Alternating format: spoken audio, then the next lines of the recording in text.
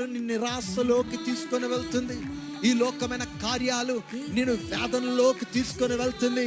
కానీ వాక్యములో, ఈ వాక్యమే నీ గమ్యముగా తీర్చబడినట్లయితే ఈ దినము నీ జీవితములో దుఃఖములు వచ్చినా, ప్రయాసములు వచ్చినా, నీ జీవితములో అవమానములు వచ్చినా, నష్టములు వచ్చినా, దిక్కుబొదలు వచ్చినా నువ్వు కృంగిపోవు. ఎందుకంటే నీకున్న గమ్యము అది సజీవమైనది గనక, దేవుడిచ్చిన మాట అది సజీవమైన మాట గనక, ఓ అనుదినము దేవుడి యొక్క మాట వైపు మనము చూచినప్పుడు, ఆ గమ్యం వైపు మనము చూచినప్పుడు మనకేం కలుగుతుందంటే ఒక నిరీక్షణ.